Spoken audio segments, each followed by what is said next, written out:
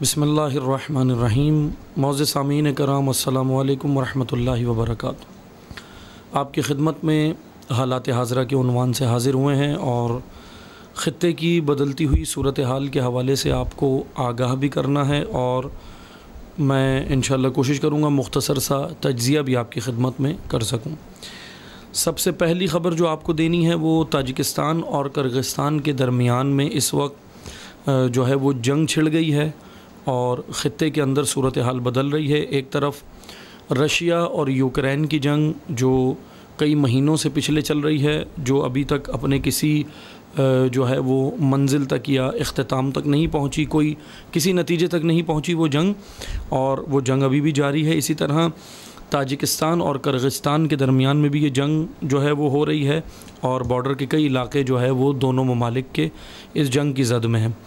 दूसरी जानिब जो है वो आर्मीनिया की जो है वो झड़पें वो भी जो है वो चल रही हैं और आर्मीनिया का साथ अमेरिका और यूनान इस वक्त जो है वो खुलकर दे रहे हैं और आज़रबाईजान और आर्मीनिया जो इस वक्त बरसरे पैकार हैं, आज़रबाईजान से आर्मीनिया की जंग चल रही है। यानी इस वक्त जो है वो सूरत हाल ख़ित्ते की बदल रही है और कहा यह जा रहा है कि अगर इसी तरह ये जंगें या झड़पें ये बढ़ती रहीं कि इन ममालिक के बॉर्डर्स के ऊपर, तो यकीनन ये तीसरी आलमी जंग में भी तब्दील हो सकती है माहिरीन के बकौल।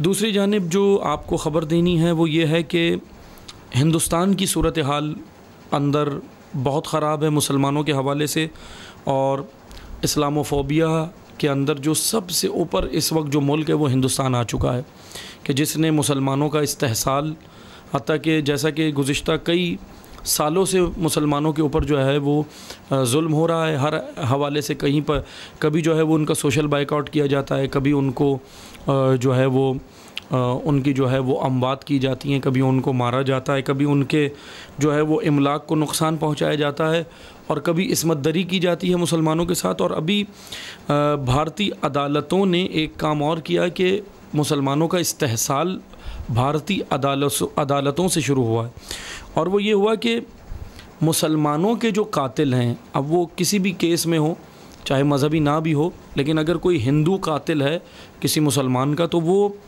20 दिन के अंदर अदालतें उसे रिहा कर रही हैं। अभी कर्नाटक के अंदर एक मुसलमान लड़का था, फाजिल नाम था उसका, जिसको कत्ल किया गया। हिंदू जो है वो शिद्दत पसंदों ने 4-5 जो है उन्होंने मिल के कत्ल किया, उसकी दुकान में घुसकर उसको मारा। तो उसके अभी कत्ल उसका किया था कि 20 दिन के अंदर उसके मुजरिमों को गिरफ़्तार भी किया, कातिलों को, और वीडियोस भी मौजूद थी, सब कुछ मौजूद था, प्रूफ मौजूद था, लेकिन अदालत ने, भारतीय अदालत ने उनको 20 दिन के अंदर रिहा कर दिया। और अगर मुसलमान कहीं पर कातिल निकल रहा है, इसके बरअक्स ये है कि अगर मुसलमान कहीं पर कातिल निकल रहा है किसी हिंदू का या कोई और किसी केस में, तो उसको कोई रियायत नहीं दी जा रही अदालत की जानिब से और उसको जो है वो सख्त से सख्त सज़ा दी जा रही है। बहरहाल अगर अदालतों के ऊपर, अगर अदालत, वहाँ का कानून है कि कातिलों को सज़ा देनी है या जो भी सख्त से सख्त सज़ा जो है वो रखी हुई है तो बेशक दें, लेकिन इस तरह जो है वो एक तरफ़ा जो है वो सज़ाएँ ना हो।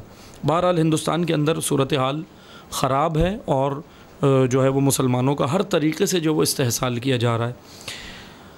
अहम ख़बर जो आपको देनी है वो पाकिस्तान के हवाले से है और यकीनन ये ख़बर जो है वो सुनकर गैरतमंदों के नीचे से वो ज़मीन निकल जाए जो गैरतमंद हैं वाक़ई, कि पाकिस्तान में अभी चंद दिन पहले आपने न्यूज़ सुनी है, मैं उसका थोड़ी सी डिटेल आपको बताऊंगा ताकि हमें पता चले कि ये हो क्या रहा है। पाकिस्तान में हम जिन्स परस्ती का बिल मंजूर हो गया है। कौमी असम्बली के अंदर पाकिस्तान की हम जिन्स परस्ती का बिल मंजूर हुआ है और किस तरह हुआ है, इन्होंने साजिश क्या की है, मैं उसके हवाले से आपको ये बताता हूँ ताकि अवामुन्नास को ये पता चले कि बिल के अंदर क्या चीज़ें। पहले मैं आपको वो बिल की थोड़ी डिटेल बताता हूँ कि उस बिल के अंदर ट्रांसजेंडर के नाम से ये बिल है। ट्रांसजेंडर यानी ख्वाजा सराओं के नाम से ये बिल रखा गया है, और ख्वाजा सराओं के हुकूक़ के नाम से transgender human rights, transgender rights के नाम से ये बिल है। और मैं आपको इसको थोड़ी सी डिटेल दूंगा। इस बिल के अंदर जो पहली चीज़ जो रखी गई है, पेश की गई है पाकिस्तानी कौमी असम्बली के अंदर, वो ये कहा गया है कि ख्वाजा सराओं के हुकूक़, ट्रांसजेंडर राइट्स। हालांकि ख्वाजा सराओं के लिए जो लफ्ज़ इस्तेमाल कर रहे हैं ट्रांसजेंडर लफ्ज़ ख्वाजा सराओं के लिए ये कह लें कि वो जचता नहीं है, बल्कि इंटरसेक्स लफ्ज़ जो है वो इनके लिए वो बेहतर है। ट्रांसजेंडर और चीज़ है, इंटरसेक्स और चीज़ है, क्योंकि ख्वाजा सरा जो क़ुदरती तौर पर, पैदाइशी तौर पर ख्वाजा सरा हैं, उनके लिए ट्रांसजेंडर का लफ्ज़ जो है वो मतलब जचता नहीं है। इंटरसेक्स का लफ्ज़ उसके लिए जो है वो बेहतरीन होता है। बहरहाल इस बिल के अंदर 3 ट्रांसजेंडर की कैटेगरीज़ और इक़साम बयान की गई हैं। आप तवज्जो से सुनिएगा, मैं थोड़ी डिटेल इसकी बताऊंगा। ट्रांसजेंडर की 3 इक़साम बयान की गई हैं। अब मैं ट्रांसजेंडर इसलिए कह रहा हूँ क्योंकि बिल के अंदर ट्रांसजेंडर ख्वाजा सराओं के लिए लिखा गया है। हालांकि जैसे मैंने कहा कि ये लफ्ज़ ख्वाजा कुदरती जो पैदाइशी ख्वाजा सरा हैं उनके लिए ट्रांसजेंडर का लफ्ज़ नहीं बल्कि इंटरसेक्स का लफ्ज़ वो बेहतर है। लेकिन बहरहाल आप तवज्जो से सुनिएगा कि इसके अंदर 3 कैटेगरीज़ ट्रांसजेंडर की बयान की गई हैं। पहली कैटेगरी तो कुदरती व पैदाइशी जो ख्वाजा सरा हैं जिनके आज़ा में इबहाम है, आज़ा के अंदर इबहाम है।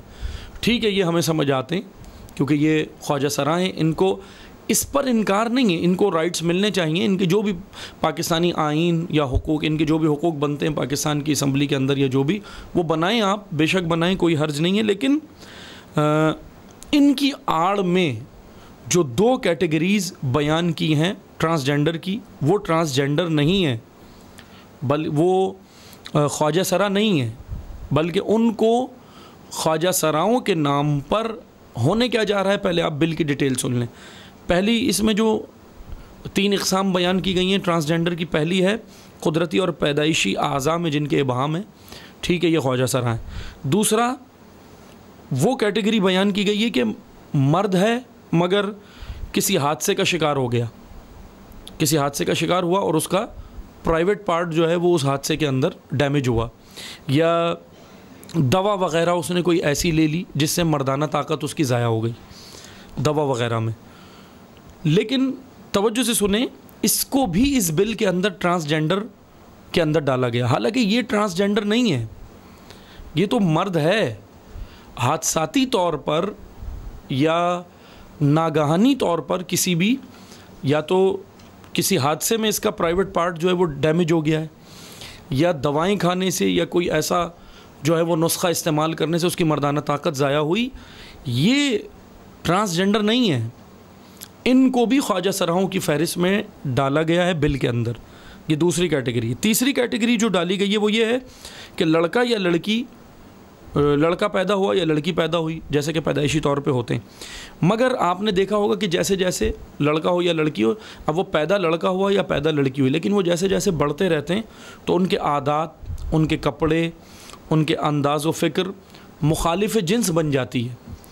ये बायोलॉजिकल लड़का है या ये बायोलॉजिकल लड़की ही है, यानी जिस्मानी तौर पर जो ये पैदा हुआ ये लड़का हुआ, जिस्मानी तौर पर जो पैदा हुआ ये लड़की पैदा हुई, लेकिन इनके जहन, इनके अंदाज़ फ़िक्र और इनके अंदाज़, आदात, अतवार, कपड़े और इनके जो अंदाज़ फ़िक्र थी वो, मसलन पैदा लड़का हुआ लेकिन उसकी अंदाज़ फ़िक्र जो थी वो लड़कियों वाली थी।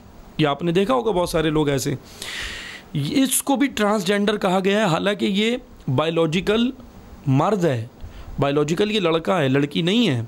मेडिकल की अगर हम रॉ से देखें तो बायोलॉजिकल ये लड़का है, लेकिन इसको एक नफ्सियाती बीमारी है, जहनी तौर पर बीमारी है। ये बीमारी होती है, अगर मेडिकल की, बहरहाल डॉक्टर हज़रात जानते हैं, आप वहाँ से रुजू कर सकते हैं। मेडिकल में ये एक बीमारी है जिसे जेंडर डिस्पोरिया कहा जाता है। जेंडर डिस्पोरिया ये जहनी एक बीमारी होती है कि लड़का पैदा लड़का हुआ लेकिन वो जो है वो लड़कियों वाली हरकतें करता है, कपड़े लड़कियों वाले पहनता है, या अंदाज़ और आदतें या स्टाइल, बात करने का अंदाज़, उसका स्टाइल जो है वो लड़कियों वाला होता है। ये ट्रांसजेंडर नहीं है, ये मर्द ही है, लेकिन इसकी जहन जो है वो जनाना है, बदन मर्दाना है, जहन जनाना है। ये एक बीमारी होती है, नफसानी बीमारी, इसको जेंडर डिस्पोरिया कहा जाता है मेडिकल की इस्तिलाह में। बहरहाल ये तीसरी कैटेगरी बिल के अंदर डाली गई है। अच्छा, अब इससे होगा क्या? बिल में ये है कि अगर एक शख्स, अब ये जो दो कैटेगरीज मैंने बताई, पहली कैटेगरी तो हटा दें, ख्वाजा सराओं के हुकूक वो तो सही हैं। दो कैटेगरी के, एक मर्द किसी हादसे के अंदर उसका प्राइवेट पार्ट डैमेज हो गया या दवा खाने से, एक ये मसलन क्या था, ये इसको भी ट्रांसजेंडर कहा गया, ये हालांकि ट्रांसजेंडर नहीं है।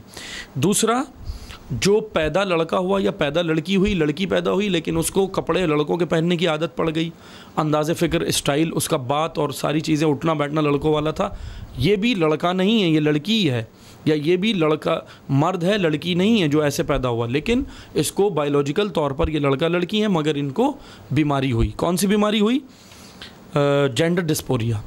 बहरहाल अब इस बिल के अंदर ये होगा कि अगर ये शख्स, एक शख्स NIC मसलन अपने शनाख्ती कार्ड पर इसके जिन्स मर्द लिखा हुआ है, पैदा ये मर्द हुआ, इसके मसलन अब बिल के अंदर ये बाकायदा ये कवानीन है कि पैदा ये मर्द हुआ, लेकिन अगर ये नादरा के पास जाए और कहे कि मुझे ख़यालात और एहसासात लड़कियों वाले हैं, मेरा अंदाज़ लड़कियों वाला है, मेरी फ़िक्र लड़कियों वाली है, मुझे कपड़े लड़कियों के पसंद है, तो होगा ये इस बिल के बाद अब होने वाला ये है कि इस बिल को अभी मंजूर किया गया, होगा ये कि अगर ये शख्स NIC के लिए अपने NIC पर, अपने डॉक्यूमेंट्स पर, पाकिस्तानी जितने भी इसके डॉक्यूमेंट्स हैं उस पर जेंडर तब्दील कराने अगर ये अपना जाएगा, जेंडर चेंज करेगा, तो नादरा जो है वो इसका जेंडर चेंज कर देगा।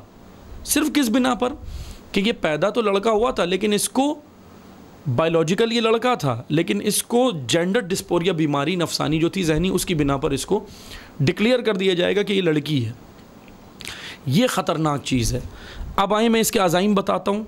ये बिल की मैंने सूरत हाल बताई है, बस मुख्तसर सा सुने अज़ीज़ान मोहतरम, तवज्जो से सुने सामीन कराम, कि ये सारी तैयारी जो हुई है आज नहीं हुई। 2018 में भी ये बिल पाकिस्तान की कौमी असम्बली में आया था, फिर किसी वजूहात की बिना पर रुक गया था, अवामी रिएक्शन, मजहबी लोगों की तरफ से रिएक्शन की वजह से रुका था, लेकिन फिर उसके बाद इस बिल को अभी दोबारा ये जो है वो मंजूर किया गया। और ख्वाजा सराओं के नाम पर ऊपर लेबल ख्वाजा सराओं का लगाए, लेकिन अंदर तहफ़्फ़ुज़ दे रहे हैं, एक बाकायदा प्री प्लान काम हुआ है जिसको ये तहफ़्फ़ुज़ दे रहे हैं, और वो है LGBT आलमी इदारा है जो 1990 में बना था, 1990 में, यानी गलीज़ तरीन दुनिया का ये इदारा, मनहूस तरीन इदारा। और LGBT है क्या, मैं इसकी डिटेल बयान करता हूँ। L for lesbian, G for gay, B for bisexual, T for transgender. ये एक इदारा मादा परस्तों ने, बेहयाओं ने और बेगैरत, जिनकी गैरतें मर चुकी हैं, यूरोप की तो गैरत मर गई, वेस्टर्न कंट्रीज़ की तो गैरत मरी हुई है, अमेरिका की तो गैरत है ही नहीं, इन लोगों ने ये एक इदारा बनाया था 1990 में, 1990 में। इनके अज़ाइम मुस्लिम दुनिया को तबाह करना है, यानी LGBT लेस्बियन यानी लड़की लड़की के साथ हमजिन्स परस्त हो, गे, G फॉर गे यानी मर्द मर्द के साथ हमजिन्स परस्ती करे, बाइसेक्चुअल इनको तहफ़्फ़ुज़ देना, ट्रांसजेंडर को। ये तहफ़्फ़ुज़ देने के लिए ये इदारा बना था। इसकी तैयारी आज नहीं हुई, पाकिस्तान में 10 साल पहले हुई थी, और इसका आप गूगल पे जाकर इसके बारे में रिसर्च कर सकते हैं, और इसका फ़्लैग भी बाकायदा बना हुआ है गूगल के ऊपर, आप फ़्लैग और झंडा भी जाकर देखें। उस मैं आपको पीछे लेकर जाऊँगा, पाकिस्तानी बड़े शहरों की सड़कों पर, कराची, लाहौर, इस्लामाबाद, दीगर बड़े जितने शहर हैं उनकी सड़कों पर LGBT के फ्लैग के जितने भी कलर्स हैं उनको शाहराहों के ऊपर साइड पर सजाया गया था। जैसे बड़ी बड़ी शाहराहें हैं जिससे गाड़ियाँ गुजरती हैं, मेन शाहराहें शहरों की, बड़े बड़े सिटीज़ की, उनकी शाहराहों के ऊपर बाकायदा इनको साइडों पर वो कलर याफ्ता चीज़ें लगाई गई थी, लेकिन वो कलर आप मैच करें ले जाकर, बिल्कुल पूरा वो झंडा बनता है LGBT का।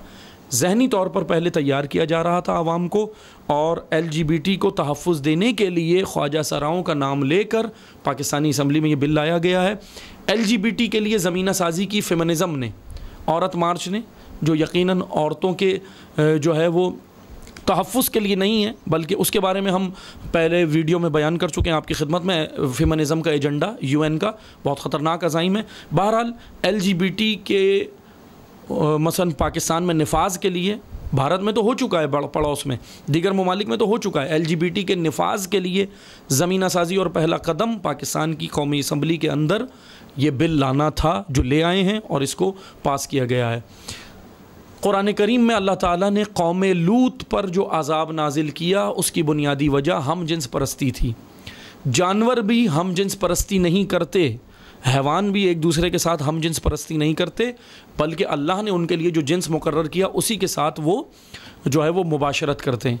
लेकिन इंसान इतना गिर जाएगा, इंसान इतना पस्त हो सकता है, इंसान इतना घटिया हो सकता है कि अपनी मुखालिफ जिन्स के बजाय जो अल्लाह ने उसके लिए करार दी, मर्द के लिए औरत करार दी, औरत के लिए मर्द करार दिया, जायज़ तौर पर निकाह करे और उसके साथ मुबाशरत करे, बल्कि उसके बजाय अब इस्लामी क़वानीन की और इस्लामोफोबिया के बाद इस्लामी क़वानीन की, इस्लामी अफ़कार की धज्जियाँ उड़ाने के लिए यूरोप ने इस्लामी ममालिक के अंदर ये सारा काम किया है कि ये LGBT के नाम पर, LGBT को तहफ़्फ़ुज़ देने के लिए या उसके नफाज के लिए पहले ख्वाजा सराओं के ज़रिए से ये ममालिक के अंदर दाखिल हो रहे हैं। और मैं हुक्मरानों से मुखातिब नहीं हूँ क्योंकि वो बेगैरत हैं, उनके अंदर कोई गैरत नहीं है। मैं सियासतदानों से मुखातिब नहीं हूँ, बेगैरत लोग हैं, उनके अंदर कोई गैरत नहीं है। ये अपनी माँ बहनों को भी बेच सकते हैं और बेच देते हैं, इनके अंदर कोई गैरत नहीं है। पाकिस्तानी गयूर आवाम, उलमा, ज़ुअमा और मजहबी, सियासी, मजहबी तंजीमें जो भी हैं इस वक्त, जो गैरतमंद अफराद हैं, ऐन मुमकिन है सियासी तंजीमों में भी इस वक्त गैरतमंद अफराद मौजूद हों और हैं, उन गैरतमंदों से मैं मुखातिब हूँ कि अगर ये बिल पास हो गया और LGBT को तहफ़्फ़ुज़ मिल गया पाकिस्तान के अंदर तो क्या होगा। इतना फहश का माहौल आप की आँखें, गैरतमंद आदमी घर से बाहर निकल नहीं सकेगा, गैरतमंद आदमी घर से बाहर नहीं निकल सकेगा अगर गैरतमंद होगा। अगर ये LGBT पाकिस्तान के अंदर इसको तहफ़्फ़ुज़ मिल गया। पाकिस्तान कुरान के नाम पर हासिल किया गया मुल्क है, पाकिस्तान इस्लामी जमहूरिया वाहिद वो पाकिस्तान वो मुल्क है जो इस्लाम के नाम पे हासिल किया गया है। ये यकीनन LGBT को तहफ़्फ़ुज़ देने के लिए ख्वाजा सराओं के नाम पर जो बिल लाया गया है, ये ख्वाजा सराओं के हुकूक़ के लिए नहीं है, ये LGBT के तहफ़्फ़ुज़ के लिए। ये यकीनन पाकिस्तानी असम्बली में ये जो बिल आया है ये इस्लाम के ख़िलाफ़, क़ायद आज़म मोहम्मद अली जिन्ना रहमतुल्लाह अलैह के उसूलों के ख़िलाफ़, अल्लामा इक़बाल रहमतुल्लाह अलैह के उसूलों के ख़िलाफ़ है। और पाकिस्तानी क़यादत जिसने अपना खून जिगर देकर पाकिस्तान बनाया, ये उनके क़वानीन के ख़िलाफ़ है। अवाम बेदार हों, होशियार हों और इन बेगैरतों का इस्तेहसाल करे, बाइकआउट करे, बेगैरत हुक्मरानों का, बेगैरत सियासतदानों का, क्योंकि इनके अंदर कोई गैरत नहीं है। इनसे उम्मीद ना रखें कि ये आपके लिए कुछ करेंगे। अवाम ख़ुद बेदार हो, होशियार हो और भरपूर अंदाज में एहतजाज करें इस बिल के ख़िलाफ़, भरपूर अंदाज में। हर शहर, हर करिया, हर देहात और हर जगह पे इसके ख़िलाफ़ आवाज़ उठनी चाहिए, क्योंकि गैरत का तकाज़ा है। करबला हमें गैरत का दर्स देती है। रसूलुल्लाह फरमाते हैं जिसके शैतान जब पहला हमला करता है ना इबादतें छीनता है, ना नमाज़ें छीनता है, ना रोज़ा, सौम व सलात, कुछ नहीं छीनता। शैतान पहला हमला करता है गैरत छीनता है। और जिस कौम से गैरत निकल जाए वो कौमें बेगैरत हो जाती हैं। उन कौमों के सामने उनका अपना इमाम कत्ल कर दिया जाता है, लेकिन वो बेगैरत कौमें नहीं उठती। इसलिए गैरत करबला के अंदर इमाम हुसैन ने ज़िंदा की, नबी के नवासे ने ज़िंदा की। गैरत का तकाज़ा है कि हम सब इस बिल के ख़िलाफ़ एहतजाज करें, आवाज़ उठाएं। अल्लाह ताला हम सब का हामी व नासिर हो। इंशाअल्लाह दोबारा हाज़िर होंगे हालात हाज़िरा के उन्वान से। वस्सलामु अलैकुम व रहमतुल्लाहि व बरकातुहू।